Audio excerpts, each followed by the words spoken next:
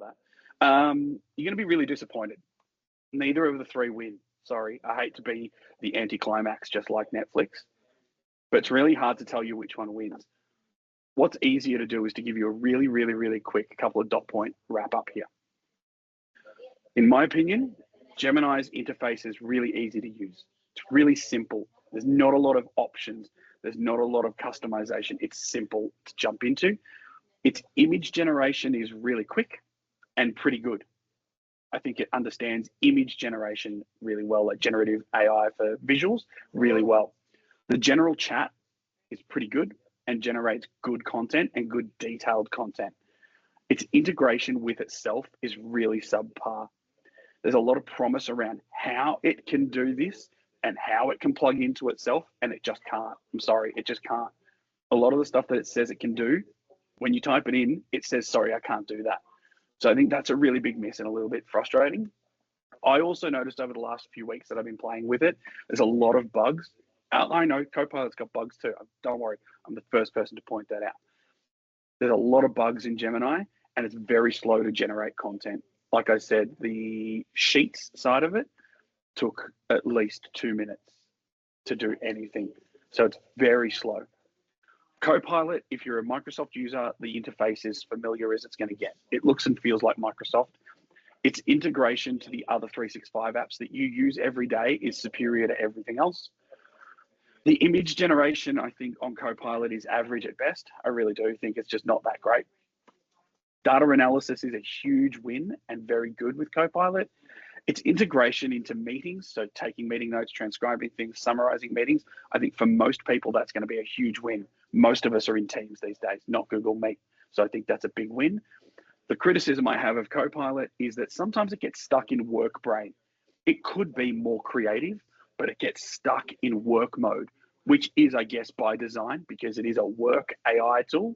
Sometimes I do want it to be a bit more creative and a bit less professional, for lack of a better word. ChatGPT out of the three is the most creative of the bunch. What I didn't include in this shootout was things like writing blogs or writing summaries of documents, things like that. It's more creative tasks. ChatGPT blows the other two out of the water. Its creativity is brilliant compared to Copilot and Gemini. Sometimes ChatGPT gets information wrong, and I think it does that more than the other two. It hallucinates more.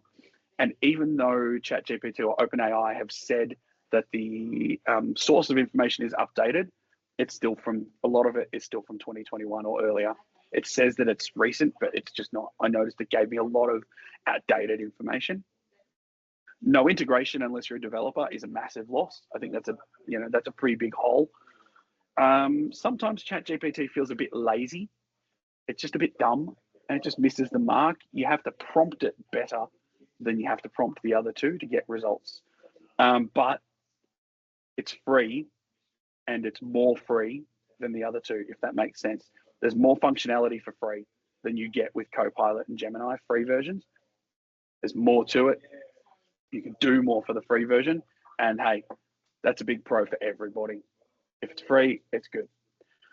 So what should you use? Great question. I'm glad you asked. I don't know. I can't tell you.